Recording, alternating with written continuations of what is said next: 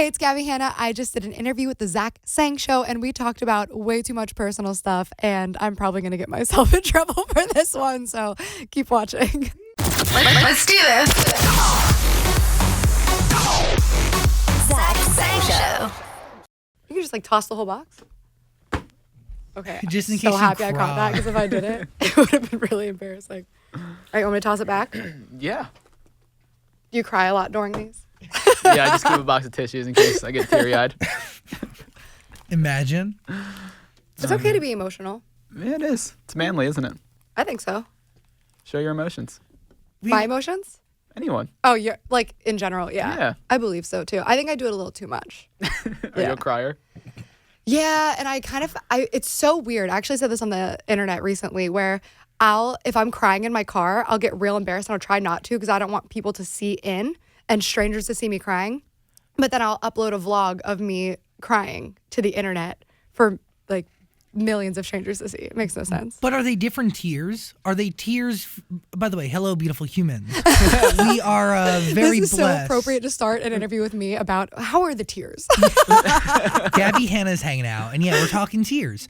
So, YouTube crying versus private car crying. Yeah. What fuels YouTube tears usually? I mean, the same stuff that fuels the private car tears, but I think the difference is if you're in the car and you don't want people to see you crying, it's because you can see the immediate interaction with that person. Whereas when you're going home and you're uploading it, there's such a huge barrier between yourself and the audience. So you almost forget that it's people seeing it. So, I totally understand that, right? It's the immediate eyes that are physically on you crying. Mm-hmm. So if you were on stage crying, you couldn't do that. I'm trying to think if I ever have. I don't think I've cried on stage yet. When you're doing a video, are you talking to the camera like it's a person? I think about that all the time because I'm like, am I talking to humans or am I talking to myself or am I talking to the actual camera? I don't really know because in my head I know that people are watching it, but I don't know if when I'm doing it I'm fully aware that I am speaking directly to that amount of people. But obviously in my head I'm aware that that's what I'm doing, but it still feels a lot like talking to yourself. I understand that. Your inner thoughts, essentially. When you're doing your videos, they range on a host of different topics, right? Some could be personal, some could be funny and fluff. Yeah. Do you consider your YouTube videos like your inner thoughts, or is your music more of your inner thoughts and your story? It's different. It's very different sides because when I'm coming out on YouTube, it's usually the stuff that I feel comfortable openly speaking about. But what I started doing is doing more storytelling through my music. So I think Perfect Day is the perfect example of that, where I literally just sit and I tell you the story. There's no metaphors. There's not even really a hook or a song structure. It's this is what happened. I was here and then we went here and then I saw this and this is what happened. So I think that I'm kind of moving out of just telling stories on YouTube and showing my life to trying to do it a little bit more artistically. But I also put stuff into my music that I could never just come out and talk about on YouTube, like really personal things about, my childhood and my relationship with my family and my parents and stuff that I would never come out and talk about, but I can talk about the feelings and the way it's affected me through metaphors and imagery. Why is that off limits? Why will you cry on camera but then not show your boyfriend? So with relationships, I try to keep it really private for a few reasons. One is because you never know who's in it for the right reason, especially if somebody is showing that they want to be in the entertainment industry in some capacity. It's like, okay, is this person here for me or are they here for the followers? So I know that if they stick around knowing I'm not going to tag you, then that's what makes it real. And then also That sucks, by the way. What? Knowing, not knowing if people use you? Well, that's the validation. Do you know what I mean? Yeah. If I don't tag you, then you're in it for the good stuff. Exactly. I mean, I'm sure you deal with that too. I'm just this massive fame monster with so many people wanting to leech onto my fame. I'm just saying, I'm sure people in Hollywood look at you and they're just like, oh, this person knows people or they could get me connections with this. I'm sure you deal with it on levels. I'm sure there has to be a bigger force driving people to ever make out with me. It's obviously not a physical thing. There has to be a higher stupid. power. No, love yourself, man. Like, everyone make out with Well, me. I think I drunkenly said to somebody at Pride last weekend, I was making out with somebody stupidly, and they were beautiful. And Troye Sivan, I'm gonna name drop. Troye Sivan was there, like very. You made out with low-key. Troye Sivan? No, He wishes. Me too. Same, actually. let's all get mine for that dream. No, but he was like very low key and in a hat, and Troy had come up to me and like said hi or whatever, and and I think I drunkenly went to this guy who I was kissing. I was like, "You're only making out with me because Troye Sivan said hi to me." And he said, Nothing. yes. Imagine he was like, true. You Come got back. me. Pucker up, baby. No, there was not much response. We haven't talked Pride. since. Anything goes. I guess. Anyway, back to you. Your validation. So you don't tag your boyfriend. Are you still with him? We're really, really good friends. Okay, Like, got still it. best friends, yeah.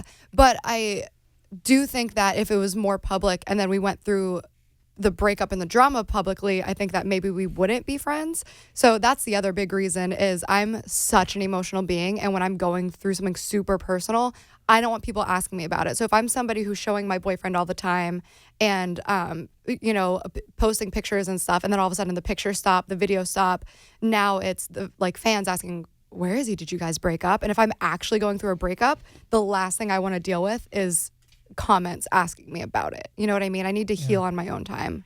Do you figure that out through trial and error and start like through the evolution of your relationship with the internet? You know, I heard you refer to it as like the internet. I said this on the internet. So Yeah, I do say that. That's funny. that's like the being is the internet. And for a long time now, you've built this relationship with the internet. And with any relationship with anything, ebbs and flows, you learn certain things, you learn the right way to approach things. So do you realize that putting yourself in a position where you make a relationship public online, do you learn that based on things you've seen around you or experiences from previous? I think that I was single for the most beginning of my internet career, but my first boyfriend that I had on the internet, I think I had already just seen enough of other people doing these big public breakups that I knew that I didn't want anything to do with that. And I'm also a huge committophobe.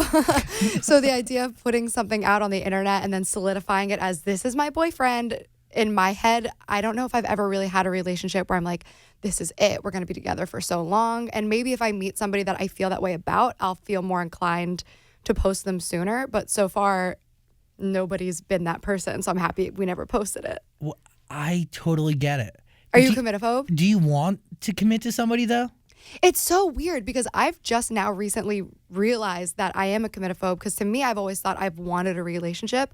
And then it was a friend who kind of pointed it out to me. And then I looked back at my past relationships and I was like, damn, I really don't want a relationship because I'll want somebody for so long. And then the second we start getting serious, I'm like, oh, but what if this happens? And I don't really like this. And, what if something better comes along? So I think that I'm probably a little bit of a self-sabotager as well. Oh, I totally understand what you're saying. Are we relating? Yeah, in my head, it's always like I have these visions of grandeur. You know what I mean? This great life together that I want, and then the second there's like the smallest toe on the path of getting there, I'm like, Exactly. Yeah. It's scary. yeah, I want to just really whip out garlic and grab crosses and Are you dating vampires? send them away. What's going on? Again, only the deathly pale are into me. They're the only ones who are okay. They're like, okay, I'm pale. I eat flesh. I'll deal with that. That makes sense. Whoa. Zach has enough flesh to go around. Jesus. Aren't relationships good for views, though? Yeah, they are. And you know what? I'm going to take that as a testament of my authenticity on the internet because that's the one thing that I can really claim that I say I am is very real and I don't do stuff to social climb. I'm not if I wanted to be so much bigger, I could hang out with the people that would get me there and I could, have these relationships online and do the tags and I would have a dog already because I know that gets views, but I just don't want that and I don't care. I value being with real people and real friends more than anything. So you don't really see me hang out with YouTubers a lot. When I do, it's off camera. Most of my friends are yoga instructors and bartenders because that's people who are, I hate to say it, but a lot of people on YouTube aren't grounded anymore. And I'm not really saying it as an insult because, they're kind of just living in a different world where it's it's okay because they've just kind of adapted to that. But for me, I just need to have very real relationships that I'm very secure in, and I know that they're here for the right reasons, and it's not this fake images thing. Is it wrong to say that you're playing a different game than other people who are doing the YouTube thing? What do you mean? I think you're playing a longer game. Maybe. I think your music is a big part of that, and you don't need to, like, why blow everything immediately? Do you get what I'm saying? Like, why build a fan base off of something that's not authentic? And I think I'm actually in a transitional phase too, where my channels aren't really growing in numbers, but I'm gaining new followers and subscribers every day, but I'm also losing. So I'm kind of in this transition phase where a lot of people followed me. I've been on the internet since 2013, and they're used to seeing me just make jokes and do story times and kind of just be erratic and eccentric on the internet, and I'm not that person anymore. So I'm losing some of that core fan base of people who just want to see me complain and like expose people on the internet, but I'm gaining people who are like, I love her music and her art and her book and her poetry and stuff like that. Is it wrong to say that this is actually you? No, it's very right. Or has this always been you? I think that I was as authentic as I could be in the past. And I think that who you were seeing at the time is who I thought I was. But the reason I wasn't very authentic online is because I wasn't authentic in real life either. So I was just trying to figure out who I was. Like I was this very, I look back at these old videos and I'm like, who is that? Because I'm on here and be like, and then this bitch, I'm just like complaining and ranting on the internet. And that's who I was. I was a very unhappy, angry person, and that's who you were seeing. And it's entertaining as hell to watch somebody like tear somebody to shreds or try to bring down some company that pissed them off and whatever. But then as I started going to therapy a lot and then just kind of got in touch with myself and who I am, I realized, oh, I'm not this really angry, aggressive person. I'm actually like the most sensitive person in the world, which I was trying to hide by being very aggressive. Hey, beautiful human, sorry for the interruption, but Dan can't stop talking about his cats. I love cats so much. Dan Catman Zola. That's what they call me. Yeah, it is. Because you're obsessed with your cats. I really am. I love cats. I love everything about them. You love these animals deeper than anybody else I've ever met. Yeah, they get so happy they start purring, and then they get their little heads and they rub it against your head, and you scratch their butt and they stick their little booties in the air. Is there anything you hate about owning a cat? Changing the litter box, it's awful. Yeah, that makes sense. It's so dusty. That's where they go potty. Yeah. But that is also why Arm & Hammer created new cloud control litter. You should try it. We can definitely get you some. There's no cloud of nasties when you scoop. It's 100% dust-free, free of heavy perfumes, and helps you reduce airborne dander from scooping. So what happens in the litter box stays in the litter box. Ooh, that'd be nice. Your dreams are now coming true, Dan. New cloud control cat litter by Arm & Hammer. More power to you. Okay, back to the convo. Well, that's my question. Were you that way because the internet told you to be that way because that's what got you views? It was probably a little bit of both. They probably fed into each other. Yeah, but the other reality is you were probably just an angsty teenager just trying to figure out life. Well, I was 22 when I started. I mean, but like I had the mindset of an angsty teenager, yes. so like, yeah, but that's an evolution for anybody, right? Like even that life at 22, that's a lot to adjust to and understand. And just like anything, like. But I think what happens with kind of everyone who finds any type of popularity on the internet is, somebody actually said this to me, and I'm not saying that like I'm famous, so please don't take it that way. But they say that the age that you find fame is the age that you stay at forever, and it makes sense because like at 22. I came on the internet being, again, this, very hot-headed, aggressive, self-centered, narcissistic, angry person. And usually you grow out of that because real life makes you grow out of that because you go and get a real job and then you have these real relationships and you have these real friendships and you have falling outs and lessons and you have to learn how to be an adult. But because I was being rewarded so heavily, so rapidly for my bad behavior, my immature behavior, I held on to it longer than I should have. And I think you see that a lot with social media influencers. Some people get it when they're 15 and then you see them as a 20-year-old and you're like, you're still acting like you're 15. Not everybody, obviously, but. So was it important for you to find fame from a different part of yourself? Because one part of yourself was being loud and obnoxious and entertaining and jokey, whatever it was, this part of you that stopped at 22. But as you grow up, you realize poetry, songwriting, all this other stuff. What weight do you put in the fact that like these things can be ingested by others. Do you get what I'm saying? Like, Yeah. it's attached to your personality, but Well, I think that the writing and poetry stuff really has always been a part of me. I've always written poetry. Like, I have notebooks from when I was 6, 7, 8 years old, writing my first songs and stuff like that. But it was something I kind of always suppressed because at first it's, I'm in Newcastle, Pennsylvania. I'm poor. Like, I know I have to go get a job. The idea of being a superstar or anything is so far out of my mind. Like, oh, I could be a musician. So that was never even in my head. And then once I gained a little bit of traction on the internet, I was testing the water with other things. But I knew that I always loved writing. I've always loved music. It just didn't feel like a possibility. And then when it became a possibility, I didn't want to be the YouTuber who thought they could sing, because that's the whole thing. Is like, oh my God, all these YouTubers putting out music. But it kind of all happened so naturally. And I feel like the universe genuinely speaks to me. Like, it tells me this isn't what you're supposed to be doing anymore. Move on. And that's happened to me so many different times. how does it communicate with you? How does it talk to you? It punches me in the face with stuff. Like the last big one where I made the transition I feel like I'm in now, where I feel so detached from being a YouTuber, was the whole meme. I'm sure you've seen the monster meme. Oh, yeah. So that was extremely painful. And like at first, I did laugh it off, but then it became this thing where my face was now clickable because it was a meme, and now it's people putting out hate videos about me for literally everything I did was a hate video. So people are, going to Monster, which when I first put out Monster, people loved it. Like, it was doing well on the charts. All of the comments were positive. Yeah. The likes to dislikes were amazing.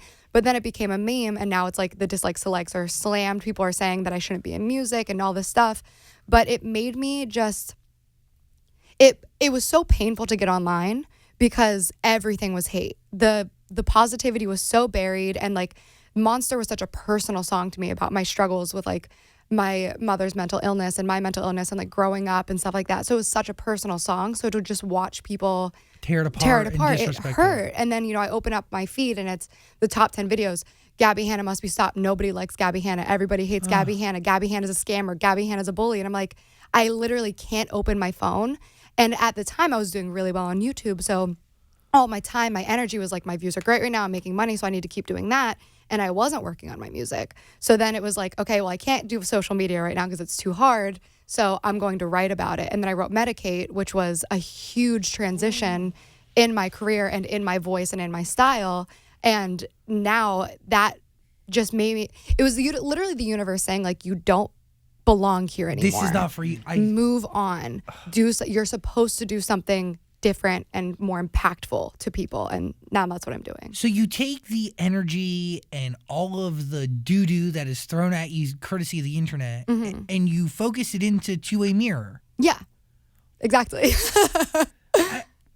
How long does it take between the creation of that meme and all that crap hitting you and you sitting down to create Medicate? Medicate came out, I think, February 1st, and that was all happening at the very tail end of, dude, I'm always in drama at Christmas time. Like, people just want to ruin my Christmas. So I wrote Medicate and recorded it within the first couple weeks of January, so it was pretty much immediate. And it actually came from a conversation I was having with a friend where we were talking about, like, because I always go to therapy, and obviously medication comes up, and I'm always like, I don't feel like I'm chemically imbalanced, because every time I'm very upset, it's because something horrible is happening to me. Like, it's the entire internet is attacking me. So of course I'm depressed. Of course I'm anxious. And I don't think I should take medicine to make this go away. It's not daily. Yeah. But I think that some people do have that. And like, I do have ebbs and flows, but I think it's because my life is so extreme that I feel things more extreme. So it's like, I'm always in a big scandal where millions of people hate me. So like, I feel like I'm in a big scandal where millions of people hate me, not like, oh my God, my best friend at school's mad at me and now I'm super depressed. You know what I mean? Yeah. So then I just said to her, she was like, have you thought about medication? And I said, what? Am I supposed to medicate a broken heart? Like, I'm just sad. I'm not like... The lyric here is, can you medicate a broken heart, make your tragedies a work of art, medicate a broken heart, build your walls up just to rip them apart. It's a great line. Thank you. And that voice memo leads into it pretty much perfectly. Is that the exhausted one? Yes. Yeah. That's all, obviously. When you listen to the album, top to bottom, you should listen that way. Because Thanks. they're connected. Yeah, it's for sure a story, and I wanted to put the voice memos in there to kind of push the narrative. I love musical theater. I love Broadway. So I wanted it to feel like how when I listen to Hamilton, that track. Like I can feel the whole story even though I'm not watching it. Yeah. So I wanted to have that type of energy in my EP where it feels like a movie almost. No, and you feel it, and you Thank hear you. it. So a record like this, because medication isn't the option, creating a song like this, is it healing or revealing for you? It's so crazy. I actually made a post about this recently on my Patreon where I was like, it's so healing at first because I have all this negative energy and I'm like, I'm so sad. I want to create something. And then I get this excitement and energy. And then I start creating and I'm hearing it back and I'm like, this is great. I can't wait. I'm planning music videos. And then I'm super happy. And then the second it's done, like it's uploaded to the platforms, I can't work on it anymore. There's nothing else I can do. It's completely set in stone. It's like it re-hits me because I almost forget immediately what I'm actually writing about. And then I almost listen to it back again for the first time. Like Perfect Day is a great example of that because that one hits me in the gut. As soon as I uploaded that and it was done with, I was like, oh, that happened and that hurt and that was so sad. And I was so heartbroken the day that it went up. But overall, it is still a very healing experience because I did something positive with something negative. So it's like, thank God that happened because people love that song. And I feel like new people are finding me from that. So thank you to that person who broke my heart. So that song really takes a twist when you're in the shower and you see that message, right? Mm-hmm. So that actually happened. Yeah, that's why I wanted to put a true story in the title because I wanted people to know that this was not something that I created in my imagination. This is the type of Nicholas Sparks ass that would only happen to me. Wait, so somebody writes "I love you" in steam on the shower.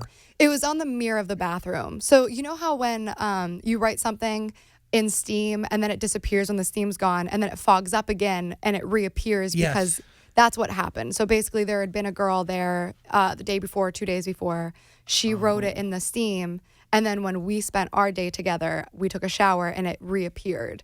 And at first I looked at it because I thought he wrote it at first. That's why I was like, oh, I couldn't help but smile at that sweet message.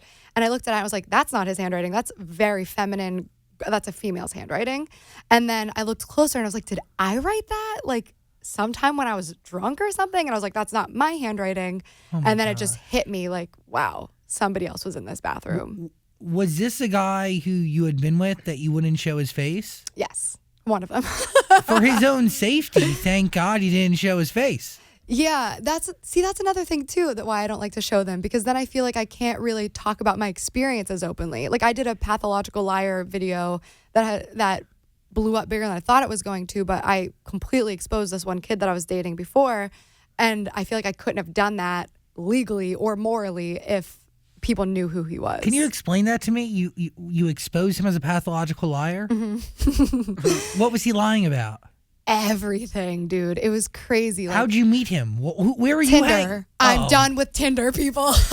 You were on Tinder swiping. Unless they want to sponsor me, in which case I'm here. By the way, I have Tinder Gold. They don't sponsor me for Hey, Dees. you still use it? Oh, yes. Hey. I might have over 2,000 matches, and I've met maybe like 6 of them.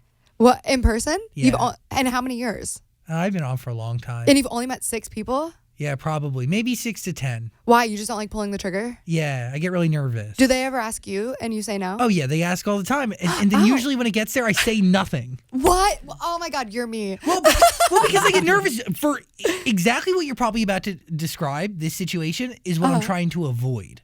Just being like meeting some crazy someone. Well, yeah, meeting crazy, meeting a pathological liar, meeting somebody who is like gonna, I don't know, cut my face off and wear it as a mask. That is a possibility that I haven't often considered, but you're right. That is actually a possibility. The sky's the limit on Tinder. The sky is the limit. Yeah, it is. It is alarmingly dangerous. But so is Uber. You know what? We can't live our life in fear. Amen. But aren't you worried people are swiping on you for the wrong reasons, just like you were saying earlier? Yeah, that's why I don't really use it that much. Also, if the second I get a message, it's like, oh, I loved your vines. I'm like, okay. All right, bye.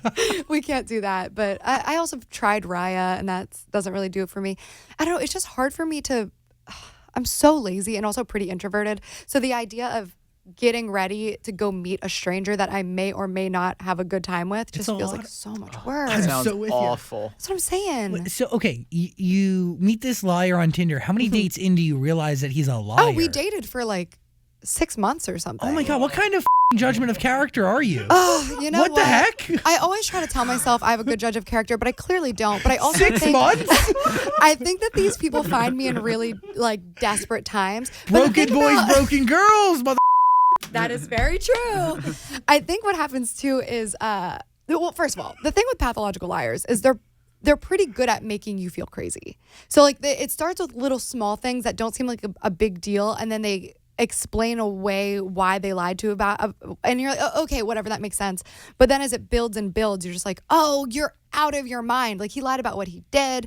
He lied about like girls, people he was texting, but also just about like, you know, money, or like he was unemployed for the first 4 years in LA and his parents were paying for his rent. But when I met him, he was like, oh, I'm a writer. I have this day job to help me while I like finish this book. And then I found out that he'd been writing this book. He said he'd been writing it for 7 years, a series. So I'm like, oh, it's probably almost finished.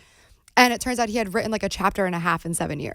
You know what I mean? So to me, I'm like, oh my God, a writer. That's so cool. I love the fact that he supports himself with a day job, because my last boyfriend before that was also unemployed and didn't even have a day job. So I'm like, the fact that you have a day job is amazing to me. You already beat the last guy. Yeah, but his day job was like his end all be all, which, you know, no shade, but like, you told me you were like a writer. So I'm like, oh, where is it?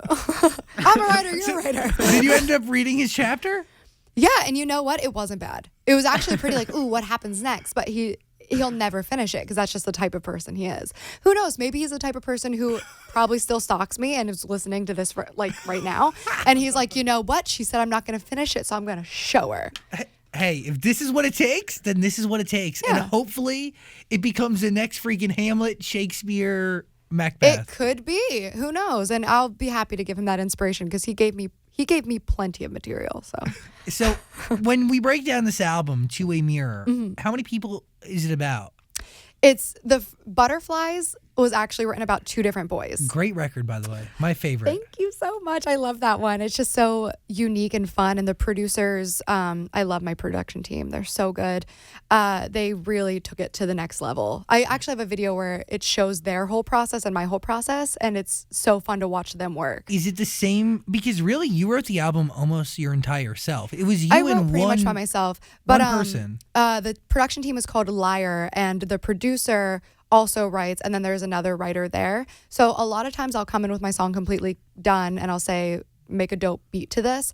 But sometimes I'll just have a really good hook, or I don't have a bridge or something. And then, or they'll tweak my melody a little bit. Like Medicate, they tweaked the melody a tad on the chorus that took it to a whole new level. But that's great collaboration. 100%. How did you find them? Just through a mutual friend who said, I have these 2 dope chicks. I really want you to work with them. I'd only worked with male production teams, and I was like, I'd love to see what it's like to work with female energy. And like, no shade to men, I love all the men I've worked with too, but there's just something about working with women that is so special, and you can just be so vulnerable and sit and cry, and we can talk about things that I wouldn't necessarily talk about with straight men. So it just kind of takes it to the next level, and they're very understanding, and they want to create the track that I want to create, and they'll do it until I'm happy, as opposed to sometimes there can be some egos in the room when there's, especially working with like very well-known producers. Again, yeah. This is no shade to anybody I've worked with, but they know what they're doing. So they're just like, listen, do what I'm saying, but I'm not necessarily creating to create the most, you know, radio-friendly big hit. I just want to do something that makes me feel good.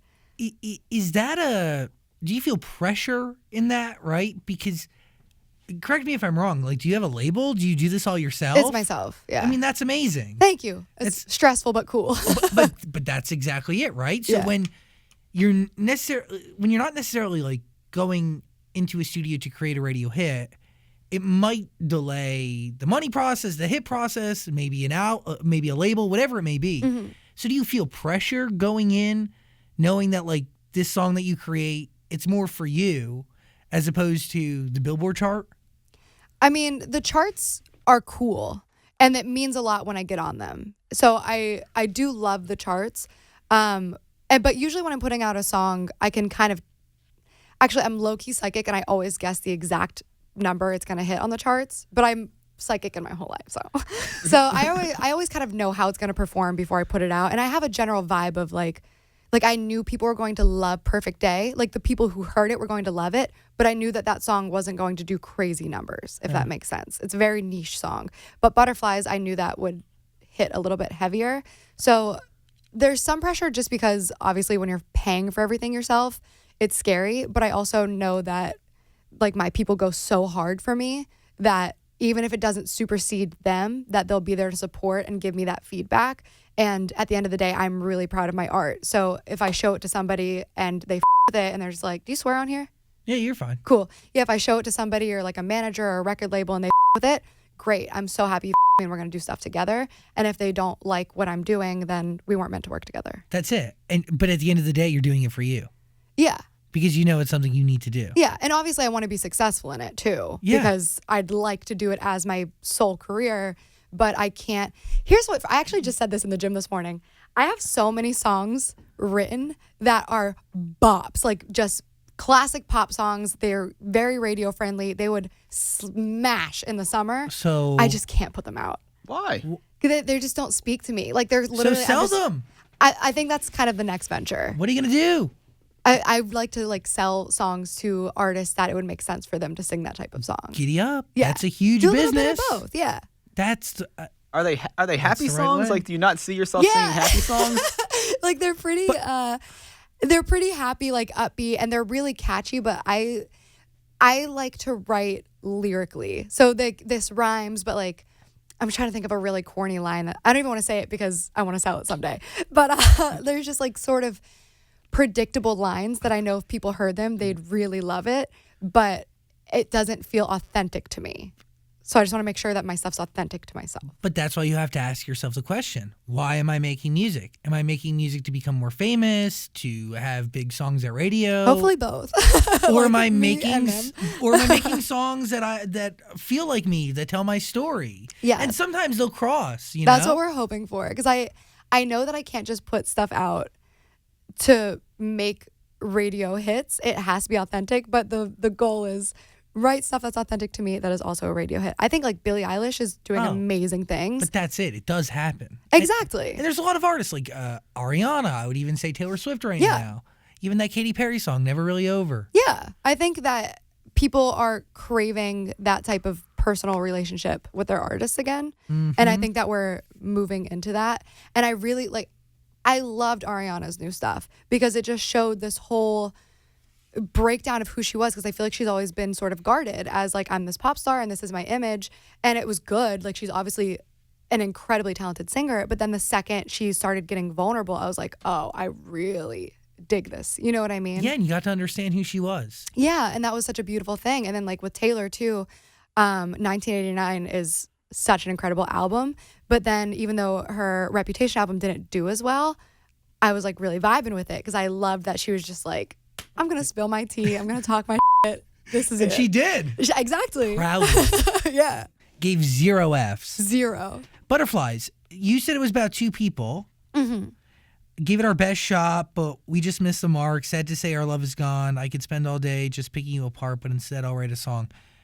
Great set of lyrics there. Thank you. I vibe with that very hard. Thank you. Is that how you take a failed relationship now?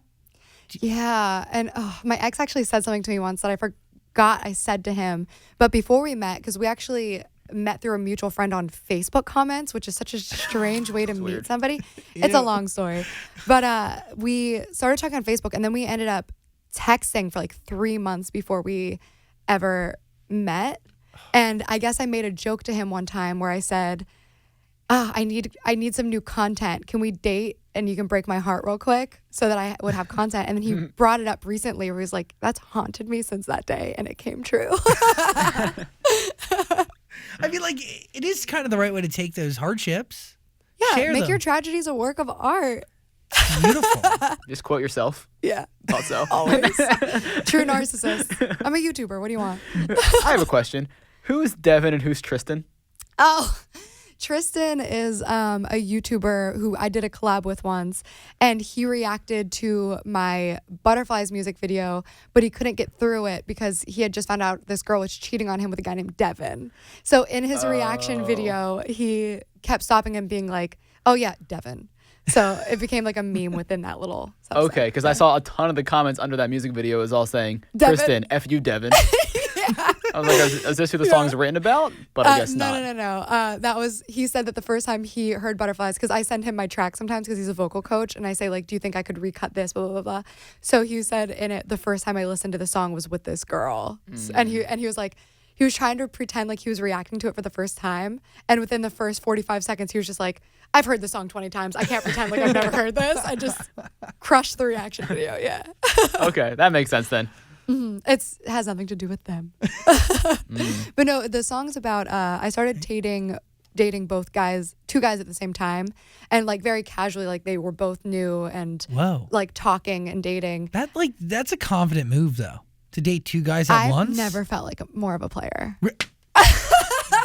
Kudos to you, my friend. No, but they were both being so crazy about it because I only dated both of them for like a month. So I'd known both of them for a month and they were both acting like it was this huge betrayal that I was talking to somebody else. And I was like, By the way, if a guy was to do this and you made a stink over it, Exactly. they'd be like, oh my God, she's just on me like a leech. I Like, literally said that exact same thing, and both guys were like, nah, when I'm talking to one girl, I'm talking to one girl. And I'm like, okay, first of all, no. Why? Second of all, like, I've known you for a month. You thought we were exclusive. Neither one of you has said, be my girlfriend. And even if you did, I've known you for a month. You got to date for a while. that should be your answer. Work harder.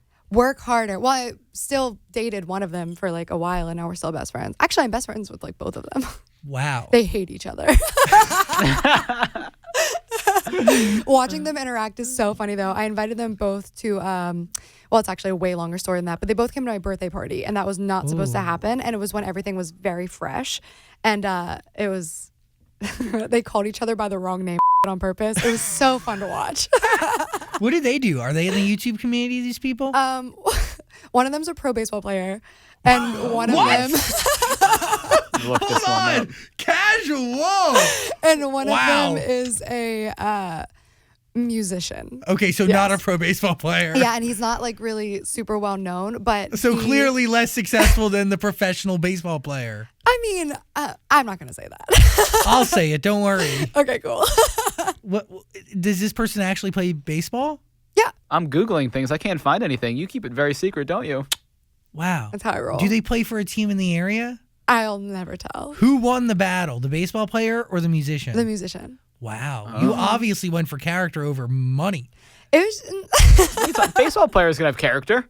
No. She went for the musician over the baseball player. Yeah, but I will say the baseball player has a great personality and is actually very loyal and was very heartbroken by it. So I can only imagine. Yeah. And when you say you're still best friends with the baseball player, do you mean like actual best friends or? yeah, well he's. Oh, we'll just be best friends. No, we FaceTime a lot. Like we talk a lot about our current life and relationships and send each other pretty like personal, emotional things. Because we were friends first too. Okay. So we were friends for a while, and then it kind of honestly the same thing happened with both people at the same time, where we were friends and we started kind of becoming better friends at the same time, and then we all started becoming like interested in each other at the same time, and then there just kind of came a point where they sort of found out about each other, and I was like, okay, I gotta like pick one vibe. But yeah, we're all no hard feelings with anyone. Looking back, do you feel like you made the right decision? I think that if it was meant to be with the other guy, it would have been. And we're so similar in so many ways and have such a great time together. But I think that if there was like this burning fire between us, then we would have like found each other again. And in all of our conversation as friends, then there would still be something there. But I don't think there is. Maybe for him. I don't know. Never say never. Yeah. And I mean, he doesn't live here because he's traveling. A professional baseball player. That's what I'm saying. Like, he's never here. What team? You stop it. What region of the country does he play? Oh, God. I got to go and follow him on Instagram because now people are going to go find him. Search baseball right now. Was he a broken boy? No, he was not. Is that why you didn't like him? No. Was the musician a broken boy? Yeah. Yeah, and I'm a broken girl because they make us feel put together. So. Yeah, but do they? But in reality, you just have two broken pieces that don't fit together. Oh, you couldn't be speaking more truth right now. That sounds like it really, yeah, no matter how much super glue you got, Yeah. if they're two broken pieces that aren't. You know what it is? It's that Gautier line where he says, like, you can get addicted to a certain kind of sadness. Ooh. It's sort of like that where, like, when you, so him and I don't want to give too much about his personal life away, but I've never met somebody before who could relate to me and my childhood and my life the way he could. So I had and still have a lot of habits where they come from a place of like protection or like defenses, just things that where if you are a healthy individual and you acted that way towards someone, they'd be like, oh, she's like a little bit crazy. You know what I mean? Yeah. But when you meet somebody who understands exactly where that's coming from, so I see it in him and he sees it in me. Isn't that safety? It's hard to really say sometimes, but as a friendship, I think it's really actually healthy and beautiful. But as a relationship, I think that it was toxic. Because it was too much of the same? Yeah, I like think so. Your worst sides matched each other? Yeah, it's like we mirrored each other and at times brought out the best in each other, but sometimes brought out the worst in each other. And because we recognized our flaws in each other so much and were so forgiving of toxic behavior because of There was growing no up the way. you never evolved. You never got better. Yeah, but I think as friendship, like we've both grown so much as people. Yeah. But when you're stuck in that relationship cycle and you're making excuses for each other or like forgiving each other for things that are kind of inexcusable, it becomes kind of like I said, toxic. So Yeah. it was bad and now it's great. I get it. Yeah. As a 26-year-old virgin, I'm trying to figure out as much about relationships as humanly Listen, possible. I can help you out. I got friends. Yeah. Well, Well, hook them up. yeah, please. I got so many. I'm great at making out. Are you actually a virgin? Yeah. Is this like well known? Do you talk about it often? I mean, I don't know. What do you think? Because I've Yes. never caught wind of that. Yes, he talks about it. Like publicly or like with you guys? No, all the time. He likes to throw it in there. Nobody actually cares enough to like No, I register love it. when I go, I'm a virgin. Maybe No, people let's just talk about expect it. Or maybe people think it's like a joke. Yeah. No, I think Mean people fans. can either expect it, think it's a joke, or the truth is nobody really watches our stuff for me. They watch for the conversation we're having with whoever's Oh no, you're an on the icon. couch. Everybody loves you. Well, your lips to God's ears. So, Okay, but I want to talk about your virginity. So, I'm is back. it a personal choice or is No. it just it's never happened? It's just never happened. So you've tried. Well, I've gotten. I think it could have happened. I've gotten like to second or third base. Do you think it could have happened? Yeah, I mean, I don't know much about it, but I feel like maybe you're just scared. I think it could have happened if What's you your wanted type? to. I definitely don't like the way I look, and I think that's I been. hate that. I know that's like that's the driving force behind me not getting intimate with people. Because you're insecure about like being like completely vulnerable. Oh yeah, being Yeah. 100% naked, and I'll share anything, and I'll talk about everything, and I have Yeah. like a zero lies rule. Honesty is the best policy, and everything's out there. But when it comes to just being physically naked, that's what freaks me out. So have you never been naked around somebody? Not 100% naked. When was your last ex? Like actual ex was probably a year ago. Oh, that's not that long ago. How long did you date? Maybe like not a long time. Maybe 2 months, 3 months. But I hooked up with somebody at Pride, We know. We've heard. and then I got to like second base maybe a month and a half ago. Are you dating people who are like in the best physical shape or something? Everybody I've dated is in better physical shape than me. There hasn't been a single person that I've made out with that was in worse physical shape than me. Do you think that might have something to do with it, where you're comparing yourself too much? I just have this feeling that like I'm into this person and we're gonna make out and they're gonna like touch my body and just be so disappointed. And they're that gonna makes me sad. and they're gonna love me for 1,000 different reasons, Mm-hmm. whether it's my personality, my great wit, my amazing conversational ability. Yeah. And then they're gonna make out with me and grab my body and hate it.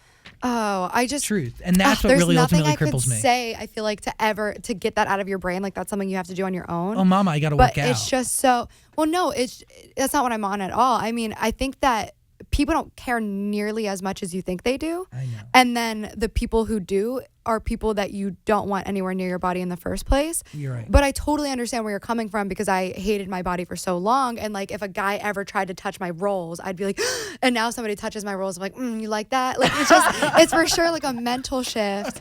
But I think it probably just comes down to more so intimacy issues with you feeling too afraid to get close to people emotionally. Because once you got close to somebody emotionally, you wouldn't give a damn about your body. I agree. And there's been people, like there's been one person I was in a relationship with where I got very emotionally invested in them and I start to care less and less and less. Yeah. The only person that's ever even gotten close to that.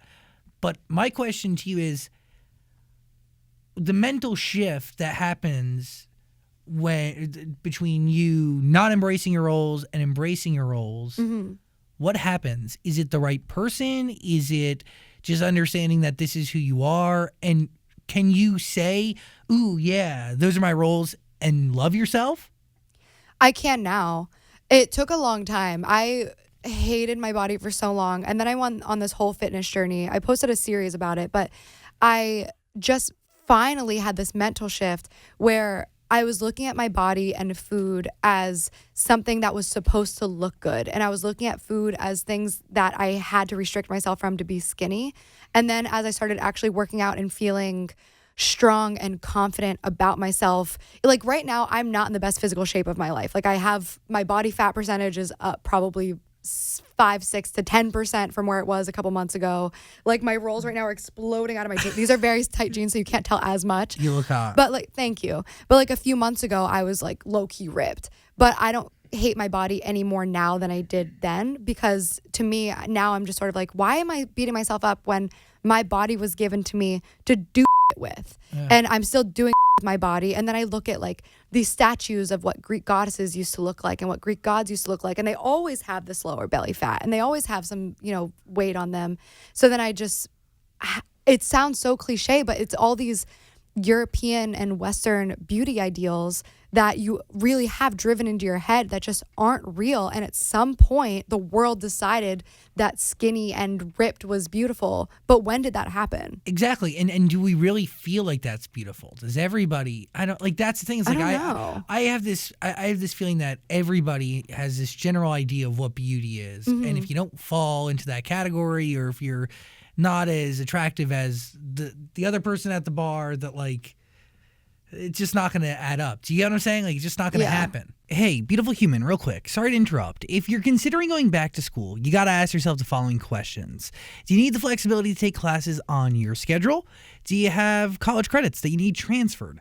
Do you want to earn a quality degree from a world-renowned university?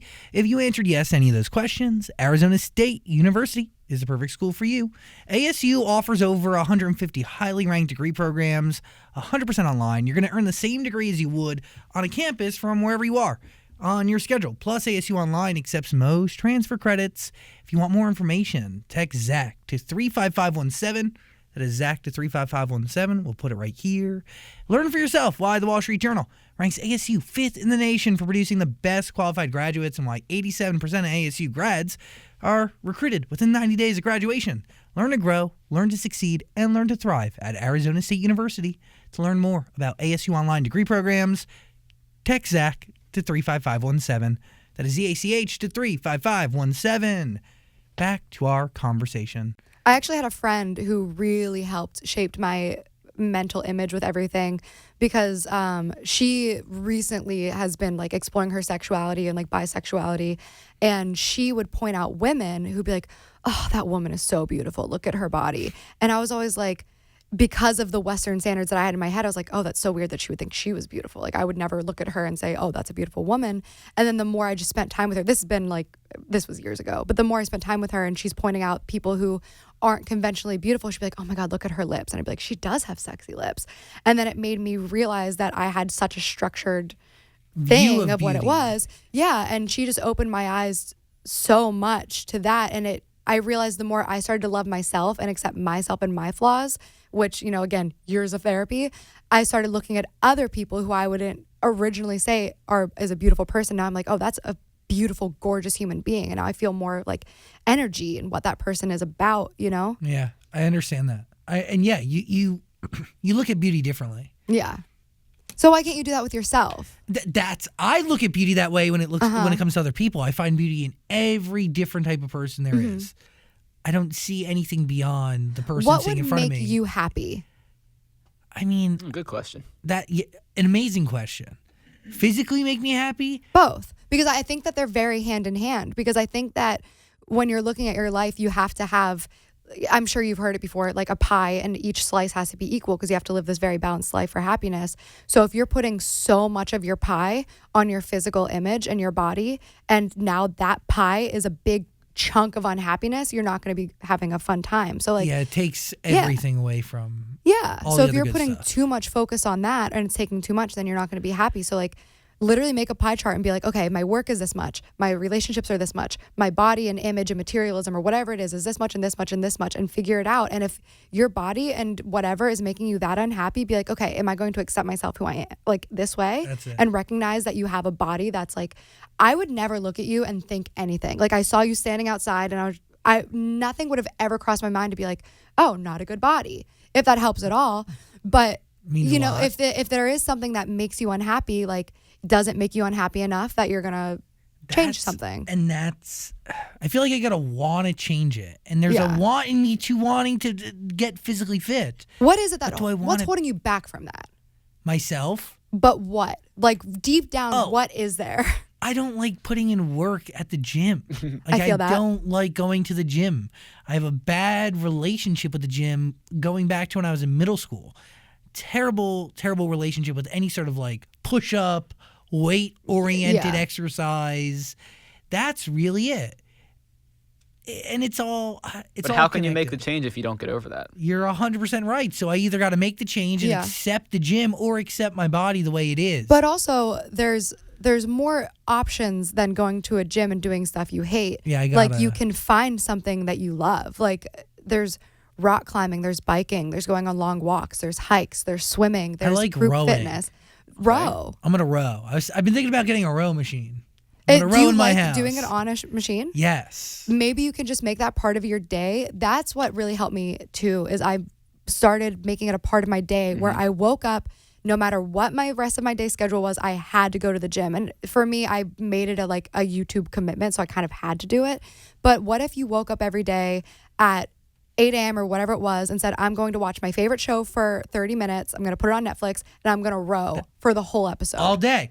That's what I got to do. Yeah. I'm gonna row. I'm gonna get a row machine today. And if not, then accept your body and whatever. You look No. great. Mom, I gotta get a row machine. Dad bods are in. People like a dad bod. That's not nice. I was kind of I serious. know where you're going with it, but So you're saying I have a dad bod, Dan? No, I'm not saying anything. I'm just saying, you often hear people say, I'd rather have a guy with a dad bod than a muscular body. Well, I actually am one of those people though. I've never cared about muscles. Never. I just don't care. And I think a lot less people do than you think. Does the baseball player have muscles? He has a great body.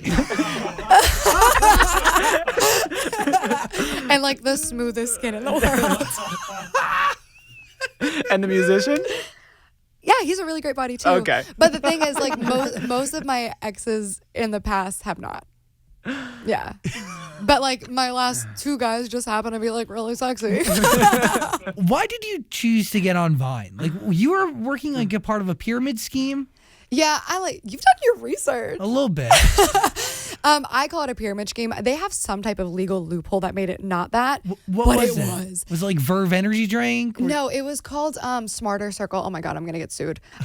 So it was basically they would go into Sam's Clubs and I think Kroger's maybe, and they would have the people standing out there, they'd be like, excuse me, would you like to look at this product? And it was scrubs or electronics or something, and you would sell and make a commission, but then you were also very highly encouraged to recruit others, and that's how you advance in the company. Pyramid That's a- scheme. So you exactly, but somehow legally it's not, because I wasn't purchasing the products, which I believe is the pyramid scheme part of it. But I was recruiting people. To purchase. No, they weren't purchasing either. So that's why it's not technically a pyramid scheme, but it was, because the whole thing was recruit new people, and then when you recruit new people, we're going to promote you to go open your own branch, and then you'll teach them how to recruit new people, blah, blah, blah, blah. But it was the most toxic environment in the entire world. And I I got fired for sure, but it was one of those things where I was trying real hard to get fired. You know what I mean? Because I'm not really great at quitting things, and it felt like if I was quitting, I'd just be making a huge irresponsible life choice. So I just kind of pushed myself to the point of being fired. What do you learn about people from that job, though? Because I feel like that puts you in a lot of very weird, unique social situations. Yeah, it's funny how many just like little nuances you realize that everybody sort of does when a stranger approaches them. But as far as like work environments, I don't know. It's such a weird part of my life. Like we started every morning with this weird song about juice. Oh, sing it for us. I don't remember it. I remember it was like clapping. It was almost like a cheer, and I can't remember how it went, but juice stood for like, oh God, I wish I could remember. But it was brainwashing. The whole thing was brainwashing, and it was all about numbers and percentages. And if you weren't doing this number, then you were doing something incorrect. And which part of the system are you doing wrong? And it's like, dude, sometimes some people just aren't buying shit. Like it's 3 days after Christmas.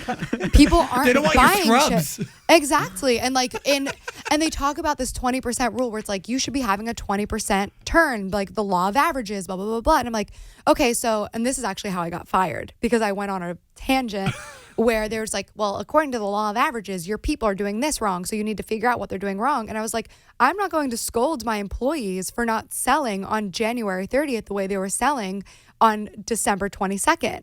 And I said, according to your law of averages, we were selling 60% in December. So according to the law of averages, we shouldn't be selling 20% on January 2nd. We should be selling less because there's a 20% sales rate. So my people aren't doing anything wrong. I'm not going to ruin their self-esteem and be like, what part of the system aren't you following? Because I'm watching them and they're doing everything perfectly. So I got fired because I was like the dissenting person who couldn't be brainwashed. So then is it after this that you get to Vine? I was already Vining a bit.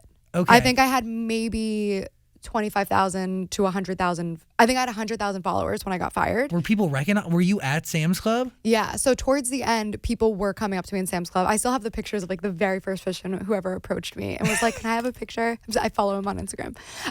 But yeah, so people were kind of there. And then as soon as I got fired, I said, oh, I'm a Viner now. Because everybody said, what are you doing for your life now? And I said, Vine. And they said, that's not a thing. And I said, it will be though. So give me a minute. And then it was. And look at you now. Thank God, right? So- Because what else would I be doing?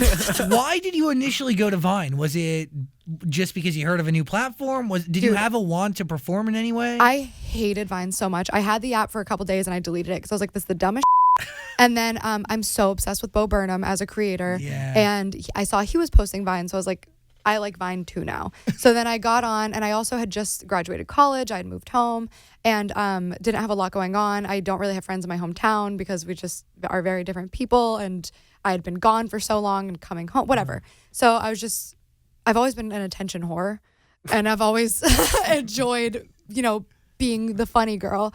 So yeah, I just found kind of comfort in meeting strangers on the internet and getting validation through likes. And I had very low self-esteem at the time. So the idea of people liking my was just intoxicating. Amazing. Yeah. I get it. Yeah. Dangerous. Yeah, it's like Friends when you had no friends. Yeah. And even more than that, it was like, I did a video on the psychology of YouTube it's so simple, like Pavlov's dogs, they hear the bell, they salivate, and it's like this reinforcement. But with Vine, the reward was so strong where if you hit popular page and you would just go like this, it was like you're going up 10 followers, you just went up 100 followers, you just went up 3,000 followers, like all at once. So you get sucked into this thing where you're addicted to your phone and posting more and creating more. And it's great for success and very bad for mental health and friendships and actual being a human. So do you lose yourself throughout your Vine years, or do you just figure out a new version of yourself? I was so lost. I was lost in the first place. I was already a very lost human being. But when I got sucked into that world, and I see this happen with a lot of people, I don't think this is very unique to me, but when you don't have a ton of friends and you don't have a ton of money and your life is just kind of bleh, and then all of a sudden you have 100,000 followers in 2 weeks and people are validating you constantly. It's a drug. It's a drug. And you get very cocky, very arrogant. It's so easy to just kind of lose humility so quick when you get it that quickly. Yeah. And I think Vine was the introduction to the world of these like little head like kids, or people looked at Vine and was like, ugh. And they kind of should have, but it wasn't our fault. Like we were given so much so quickly. Look at what that generation birthed. And we watched it from a very unique position back in New York during the radio show during these years. Whether it was David Dobrik or Logan Paul or Nicholas McGallis. Shawn Mendes. Oh, Sean did the damn thing, yeah. It bred quite a class of new creators. Yeah. That created in very different ways. And I think you guys really rose to the challenge of long form, or in Shawn Mendes' case, like a more original art form as opposed to just 6-second covers. You rose to the challenge in a beautiful way. The visibility of it was just, we got so lucky with that. And I say that all the time. I'm very fully aware that there was such a massive luck factor in my success on the internet, and now with my hopeful success in music, because I was just kind of in the right place at the right time, where there's so many people who are way funnier than me. And this isn't me like talking down on myself and trying to be like, I'm not even funny, but there's so many way more talented people out there. And I know that, who just have this sense of like writing and music and comedy. And I was getting the success from it because I was on this platform that I was working very hard on and posting consistently, and I didn't have a real job. So I was just on it all day and dedicating myself. But with Vine, people were so into it that if you hit the popular page once, like I said, you're gaining thousands and thousands and thousands. And then you hit the popular page again because you just gained thousands and thousands and thousands. And then before you know it, every single day, your visibility is just insane. So then when it comes to transferring to YouTube, it all came down to watch time, because the way the algorithm was working at the time was if they saw a sudden influx of very quick views and subscribers, then they would push you to everybody out. Yeah. So because we came from a platform where we already had 3 million followers, you were doing whatever it took to catch people's attention, because the more attention you caught, the more non-fans' eyes you'd hit. Yeah. So it just became like a cycle where YouTube was recognizing this is a brand new channel. How does it already have 500,000 views? Pushing it out to everybody. And from there, we just kept snowballing. So again, very lucky, right place, right time. Obviously, a lot of work ethic goes into it, and people have to like you and your art in the first place. Dedication and strategy and understanding culture, being one step ahead of culture. I guess that's a part of it too. It's a lot of discipline too. Yeah. Like you gotta in order to do that, like you could have reached the popular page once and then like tapped out and be like, oh, I'm cool now. Yeah. That's probably addicting. It's very addicting. It would be very hard to tap out. It got to the point where, because I was posting every day, and if I didn't post every day, the pressure to come up with something was so insane that if I didn't, I would get severe anxiety. Like I felt like I was going to completely fall off if I didn't post one time. Yeah. On Twitter, Vine, and Instagram all day. Would you encourage young kids to try and become social media stars today, or no? The way you worded it, no. Like to try to become a social media star, I don't think that's healthy for anyone. Unless your purpose of doing it is because you believe that you have this like talent or this message that isn't out there. If you're doing it just because you're like, oh, I want to be a YouTuber, that's such a cool life, that's what we're all doing. It's, first of all, not very likely. So I see a lot of people throwing a lot of stuff into it and like kind of foregoing college, or not saying that everybody has to go to college, but people just not taking their education seriously or not pursuing other things. So there's like, whatever, I'll be a YouTuber, I'll be whatever. This is like the number one job that Generation Z thinks they're going to have. Yeah. And a lot of people have done it, which is like, you look at people like Emma Chamberlain, who's this very young girl killing it. You look at people like Tana killing it, and you're just like, I can do that. And you can. But it's the same as like not pursuing any type of anything else because I want to be a famous singer, but then also not taking vocal lessons, not learning an instrument, not actually working on it. So the thing with YouTube is they look at it as, oh, I don't necessarily have to have a talent because everybody's just themselves on the internet, which I think is great. I love that. It's like reality TV, but I don't think you should aspire to this. It's also a very toxic, scary life to live. I was going to say, is being a successful YouTuber everything it seems to be on the outside? No, it's rough. I mean, a lot of it's great, obviously. Like, everybody knows our life is dope. We live dope lives, and it's cool, and I'm so grateful for it.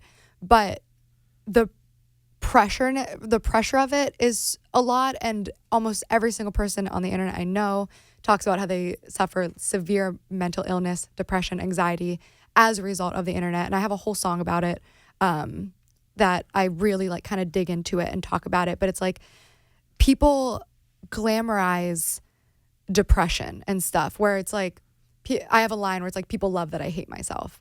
And it's like when I'm happy and I'm doing well, it feels like nobody really cares about me. And if my life is falling apart and I'm crying and People upset, want in. people want it. And people just, like when everybody was making fun of me on the internet for the monster meme, these channels who get like barely 100,000 views are posting hate videos about me and getting 5 million views. And then I put out Medicate and they put out a video saying this is actually a really beautiful song. And it has like 200,000 views on it.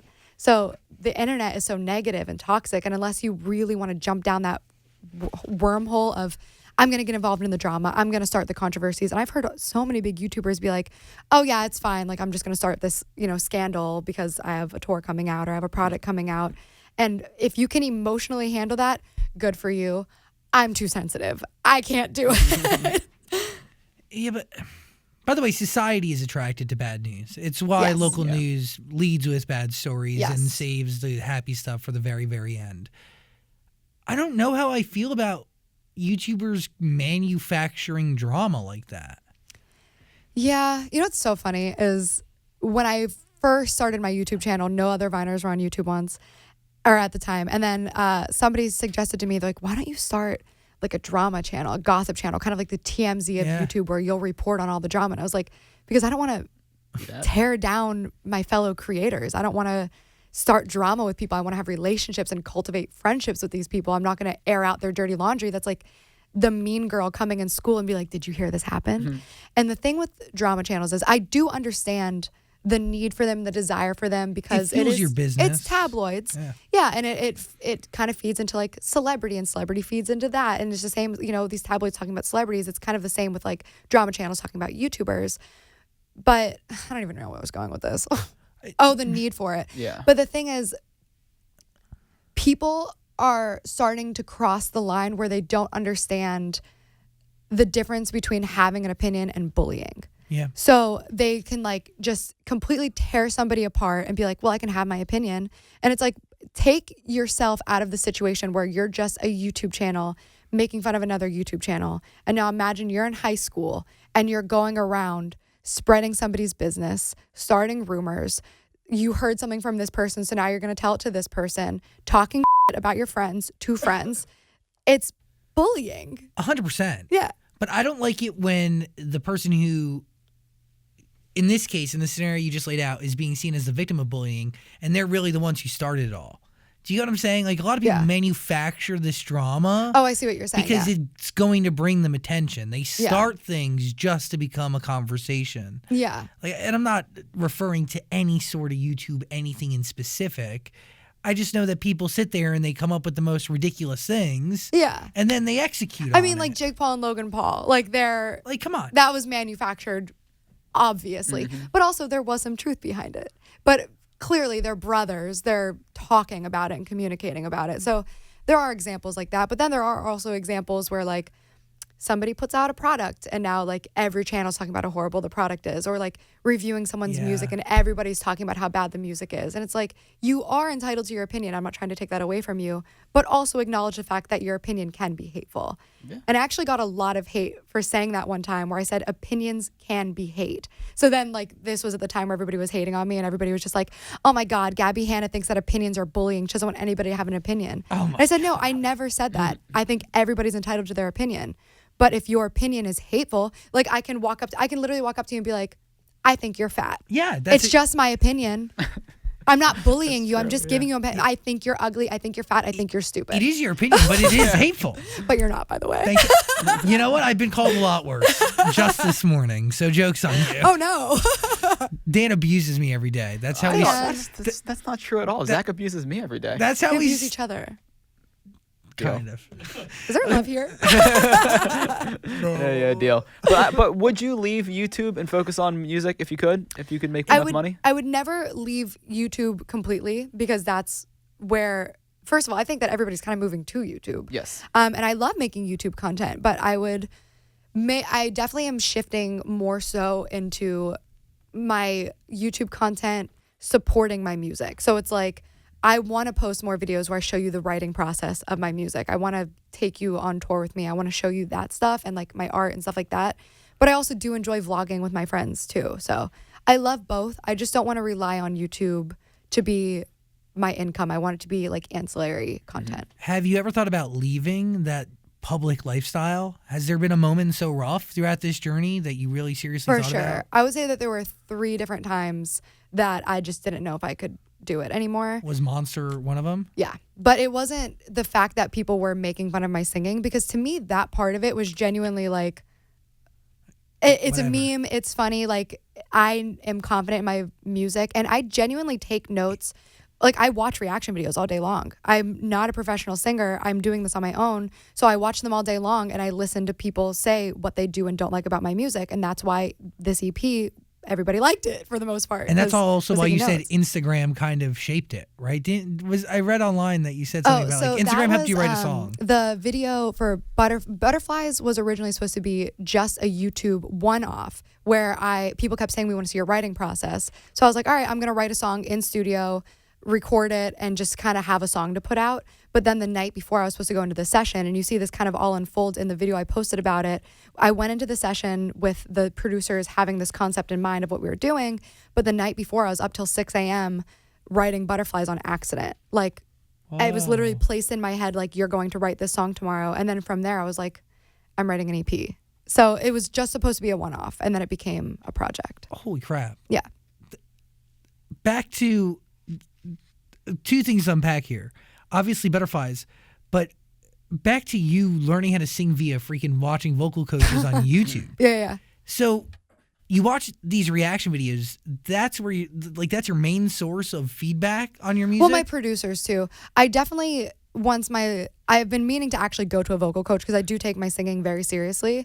But for the most part, the writer and producer are very intelligent vocally. Like, they know a lot about the technicalities. One takes vocal lessons every week. The other is just an insane producer who have taught me pretty much everything I know. So all of my vocal growth has come from them and watching what people do and don't like about my voice. And then I just change it. So, okay, one of the times you wanted to leave the internet was around Monster. And Yeah. it's the internet tearing apart. I mean, the lyrics of that record obviously mean so much to you. Mm-hmm. What are the other 2 moments? There was something in, was it 2015 or 2016, where I got caught in this big scandal where this other YouTuber assaulted me and broke my phone, and I spoke out against it. And because he was more popular than me, he basically got, like, everybody just called me a liar. Was like, it FaZe?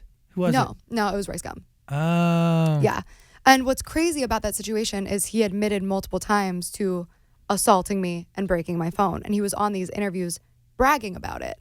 And I was so clear to make sure, like, I articulated myself with, like, I literally said the words. I was like, I don't want anybody to think that, like, I'm saying he came and punched me in the face and blah, blah, blah. Like, he grabbed my wrists, he wrestled my phone from me, he pushed me down on the couch, he took my phone and he broke it. And then he went on to interviews and was literally saying verbatim, this girl's trying to act like I punched her in the face or something, when I literally said the words. I'm not trying to make it seem like he punched me in the face. So to me, watching the internet call me a liar for this situation that I was very honest about, and he, for the most part, corroborated the story. Like, he was saying, like, she's like holding on pretty tight because it's her phone. She's not just going to give it up. So I really had to wrestle it from her. And then everybody's just like, she's lying. She wants attention. And the last thing I wanted in the world Was attention. was that type of attention. I don't want that. So why'd you end up opening up about it? In the moment. Yeah, why'd you tell the story? So the way it happened was he made a video about me maybe a year before that where he was just like, your nose is big, your voice is annoying, like, oh my God. and he was just like, he made a video hating on me for no reason. And then I responded to it and he never responded back. But he does, like, raps and diss tracks, and, like, I can actually rap and I can actually freestyle. So when I saw him in person, everybody at the party was just like, yo, like, ask him to battle right now, because I would have crushed him. I'll still do it today. Come on, let's do it. Yeah, right here, right. So I took my phone and I went over to him and I was like, yo, like, let's battle. And then he was just like, no. It was like a joke. And then I posted that one. And then I was about to post another one where I was like, oh, what, you can't because your ghostwriter's not here? Oh. So, like, he was exposed for having a ghostwriter, and then he didn't like that. So he was like, delete that right now. And I was like, no. Like, you literally posted 2 hate videos about me on the internet. This is what you're going to do. For nothing. And I approach you in person and make a joke about you having a ghostwriter, and you're going to, like, tell me to delete it. So I just said no. And literally he got up, like we were on the couch like this, and he got up and he like wrestled me down and like grabbed my phone from my hands. I had like scratch marks and like marks on my wrists. And What a then he took baby. my phone and he broke it. So then the next snap that I did, it was just sort of in the moment thing. I was like, hey guys, so like Rice Gum just broke my phone. Like the screen was shattered. Like the picture was kind of foggy because there was a crack through the screen. And then he like PayPal'd me money for my broken phone. And then he said he didn't break my phone publicly. And then he admitted to breaking my phone after I showed that he already paid me for the phone. And then like at first he said he didn't touch me. And then he said he snatched the phone out of my hand really quick. And then it turned out I had to use both hands because like, it was just dumb. Is there a part of you like in this situation where you think, wow, this poor kid, this kid's obviously an idiot, but he became famous for whatever the he became famous for, which is Making fun of children on the internet. nothing, right? So literally nothing. Did he really ask for this fame in his life? Or Yeah, I think he did. I'm just like, this guy's an idiot. Before that video, before he got really popular making fun of Musical.ly stars, because that's how he got popular, Really? was making fun of kids on Musical.ly. He was... He literally bullied kids. No, literally. But he was on the internet for like 6 years before that, trying to be a YouTuber. That's cute. So yeah, he was asking for like the fame. But anyway, back to what that was about. Was So he's just that a was bad hard person. I don't want to say he's a bad person. I think that... I think in those situations, it comes down so much to psychology. Just like I was saying, I was very rewarded very heavily for being, very narcissistic and self-centered. So for a while, I was very narcissistic and self-centered. For him, he was very rewarded for being an aggressive bully. So who's to say he's a bad person when the world is literally telling Applauding him for- here's this money, here are these Be likes, this. here's the Super Bowl commercial for being a bully. Of course he's going to be a bully. Yeah. So I don't think he's a bad person. I just think that he has bad people around him. Well, not bad people around him, just people encouraging him to be that. Are you cool today, or do you have no interaction? We don't have any interaction. That whole thing happened, and like when people ask me about it, like now, like I'll talk about it, but we don't really. He like made fun of me in like 10 videos after that too, where it was just like, okay, let it go. Is he still around? Do people watch him? I'm not sure. Probably. I'm not sure if he's still creating. I'm sure he is. Do you think he'll make fun of us now? I don't know. No, I don't think so. I think he's past that. I haven't seen like diss tracks be a thing for a while. He's the artist formerly known as Rice Gum. Oh, I have a good- Insulter of Musical.ly stars. Wait, I want to know what the third moment Oh, okay. was that made you want to quit. Wait, this whole that's thing. long-winded though. So what's your question first? Do you think YouTubers that were making diss tracks are a bad look for YouTubers who want to be real musicians? No, I think they're different lanes. Okay, I I think didn't they're know if- funny. okay. Yeah. And also, I don't have anything against YouTubers just making music to make music. Like a lot of people are like, if you're not a musician, don't make music. But I think if it's something that makes you happy and you have the means to do it, do it. Even if you're not a great singer, fine. Nobody's saying that they're going to be the Billboard #1. But if you want to create something, go ahead. Yeah, if there's like a burning cares? passion within you and a desire to like Even if create. there's not, even if it's just something you feel like doing, if you create videos for a living and you want one of those videos to be a music video, do it. Who cares? I don't know why people get so upset about it. Why not? Yeah. You can't creatively box yourself in. Yeah, Not on YouTube, exactly. the home of anything. Right, Yeah, Dan? like Botox. Did you see my video? You did Botox? I did. I've never had Botox before, but I wanted for a video to do a full face of Botox and filler to see what happened. Oh my God. Yeah, I actually didn't hate it. What, Are you addicted now? I haven't gone back, but like if I started to see a lot of wrinkles again, like I might go back and get a touch up, but I haven't since. The only place I'd put Botox would be in my armpits to stop me from sweating. I know a lot of people that do that. It's a great remedy. Yeah, I sweat everywhere, but you know what? Let it out. Who Better out cares? than in. Yeah. Exactly. Wow. What are you thinking? Are you good? Are you? I mean, there's a lot. Can you summarize the third one in like a sentence? We've Sure. covered a Yeah. lot Sorry, here. we've probably been here for like 12 hours. I'm sorry. I talk no, so I, much. I thoroughly enjoy it. Thank oh, you. good. Before your answer, I want you to know that I applaud you and I really appreciate and respect your album. It's very Thank you. honest. It's Thank very you. real. The fact that you wrote it on every record, a lot of the records you get sole credit on. Thank you. It's pretty freaking bonkers. And That's my favorite word. like bonkers? I have merch that says bonkers on it. It's my favorite word. Oh. I really applaud your honesty and Thank the fact you. that you really showcase your true self and you let it all out in these lyrics. And That really means a lot. More than any compliment you could possibly give me, that means the world. So thank you. it's a beautiful album, and 2A Mirror totally deserves your ear. If you haven't listened to it already, do it because It's really great. And Goodbye for Now has sick production on it. Thank you. I love Sick. that one. I feel like people sleep Sick. on Goodbye for Now, but They I shouldn't. really like that one. But it's also the last one I produced, so I've heard it the least. So maybe that's why I like it so much. But I love Goodbye for Now. I love that vocal chop. Yeah, and that production, the drops in there. You sick. should. I'm gonna send you later. It's an unlisted link for only my patrons, so I'm gonna send it to you. Oh. I do song transformation, so I show you from the first voice note to how I wrote it in my bathroom to how I took it to the first production to the first mix. Oh, that's to the, very cool. Yeah, so I want to send you that one because that one sounded so incredibly different from the final one. And then when I went into the last session, I was just like, it needs a vocal chop, and then we changed everything.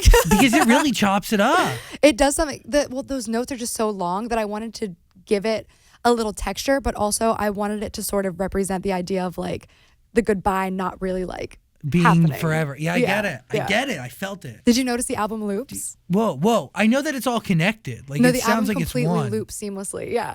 Yeah, that I felt that. Like the records flow into one another. Uh-huh. That's yeah. pretty So cool. like that last dial tone is the Connects start to of the the next top. one. Yeah. So it's like, is it ever, never really over? You know, I thought that because I was listening, and then I was like, I think Dude. I've heard this song already, and I was like, it just kept going, and I didn't even realize it. That But that was the makes sense goal. now. What is this Patreon? You got people who pay extra money to get some It's inside basically info? like exclusive content because I, since I do fund myself, I just wanted a platform where I could put all the stuff that a lot of people don't really care about on my main channels, where it's like the behind the scenes of this, or like the uncut performance shots from my music videos, or the transformations from the songs from the voice note to the finished thing, and like How many people stuff pay like for that. this? Right now, I think there's about 900 on there. I've had it for about a Giddy month. up. Yeah, and I use the money exclusively to fund my music. I don't use it for anything else. It's just for like, I want to make better music videos than I can right now.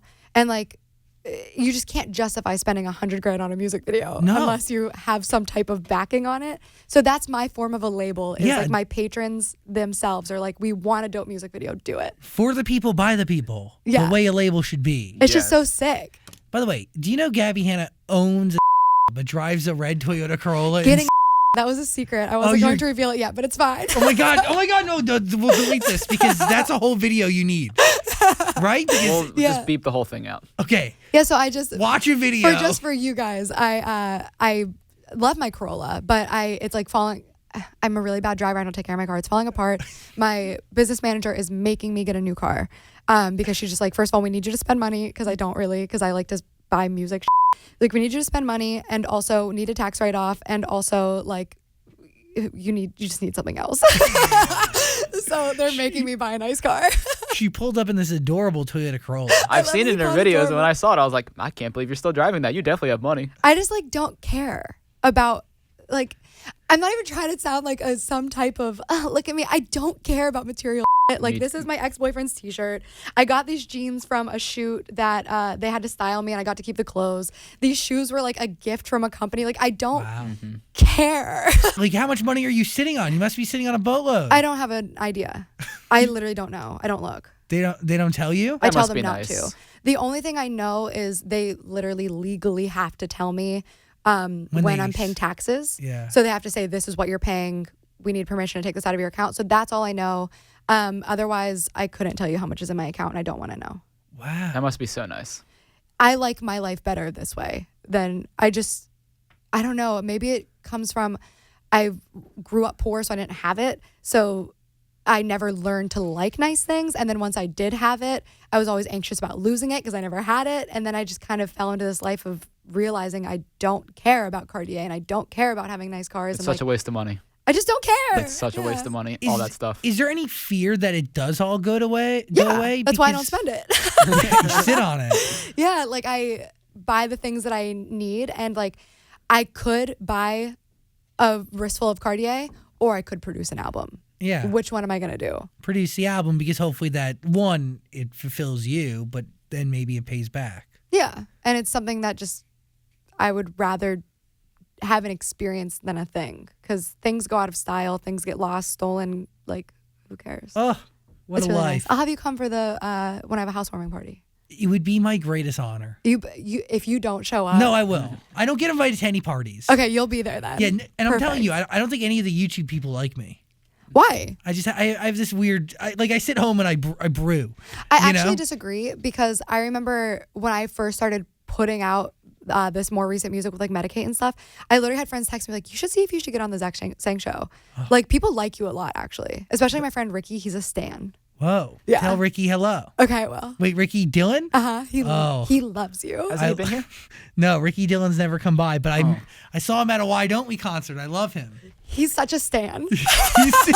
He stands everybody that stands us. Oh, that's nice of him. You feel me? Like he's. Oh wait, I think Miley I've seen Cyrus. him comment on our Definitely. videos. Yeah. It's Ariana funny because Grande. he's like a big YouTuber, but he's like the biggest fangirl. Like his Twitter is just a stan account. But he's my biggest stan too. He's so supportive. He's one of my only YouTube friends that like consistently posts about how much he loves and you. respects my music. By the way, I want to say he tweeted, and then I saw your name, and I was like, oh my gosh, we do need to get Gabbie in here. Wait, he tweeted? Yes, and I How did saw I see it fairly that? recently, but it had to have been within like the last 2 weeks that he tweeted about you, or week. and Did a he half. tag me? Might Oh wait, have. did he tweet at you and me or just about No, me? just about you. That's what I'm saying. He's a stan. Yeah, he really He's so does. Amazing. He cares. He does. I love Ricky Dillon, and He's perfect. His life is so fascinating, and who he is fascinating. He needs to come in here and hang out. Ricky Dillon, come on in. Literally, don't tease him. I would. You should have Ricky love Dillon. it. You will never meet a better energy and soul and heart than in that boy. I promise you that. That is quite the statement. I mean it And with everything. Do any YouTubers not like you, or do you feel that way? Just that one Justin Bieber impersonator from a few years ago. Brad Sousa? No. Oh, the other one. don't know his Almighty name. J Bizzle. I have no idea who that is. Yeah, he told me it was coming for me once, and I was like, okay. We had Why? this kid. I mean, was an amazing Justin Bieber he impersonator. looked very real at certain times. He had gotten all of Justin Bieber's tattoos in the exact same position that Justin had gotten That's them. so spook. And then TMZ had done an article because they saw this guy popping a bottle of champagne on the roof of this building. And TMZ thought it was the actual Justin Bieber. And somehow we get him on the show Yeah, I don't know. and have like this Dr. Phil moment with him.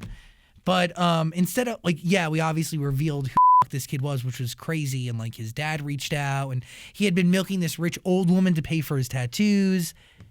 You ready for this? Like 4 or 5 days after he comes on the show, Justin Bieber calls a meeting with the kid. What was the meeting for?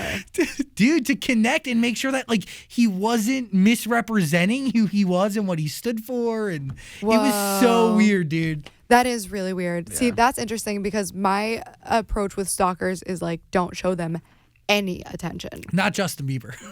Yeah, that's so scary though. But to be fair, once your impersonator stalker guy gets on our show, yeah, I don't know if I have an impersonator, but there's stalkers. do you have them? You feel like you deal with that on the Dude. reg?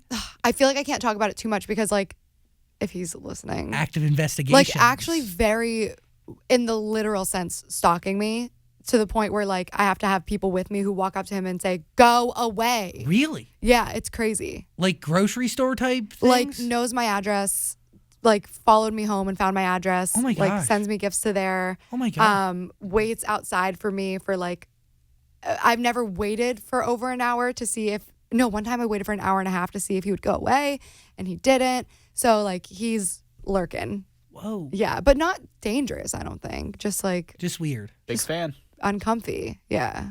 Interesting. Yeah, I guess. We need one of those. We got to get ourselves a stalker. No way. That's how you I don't know. want I that. mean, it is like kind of flattering. Yeah. Like the day he starts stalking someone else, I'm going to be a little bit jealous. Yeah. Oh my God, this guy is dedicating his whole day to me. Well, I'm giving away too much about who this is, but when I got a boyfriend, he somehow like our one crossover fan between me and my boyfriend at the time Was the guy. was him. So he knew who he was from like one post that I posted there. I didn't even tag him. And then he like changed his profile picture to his profile picture and like did all this stuff, but then also started like standing one of my friends instead because it was like, oh, I don't have a chance with her now. So I'm then going to he move started, like- on. Yeah, but then once me and this kid broke up, then he started like doing me again. He really thinks he's going to end up with you. Yeah, Wow. I think so. Oh, he's watching this right now. Sorry, bro. No chance. Give up. It's weird. On that note, Gabbie Hanna, everybody. Thanks. This was so great. This was a good time. Thanks for hanging out with us. How long was it? 8 hours? Yeah. 17. Hour 30. Damn. Well, sorry about that. I really hope you enjoyed that conversation. If you did, please subscribe and also check out our podcast. There's a link in the description, and also comment and like and do things. Other interviews are on the screen somewhere. So click them. Thanks for watching.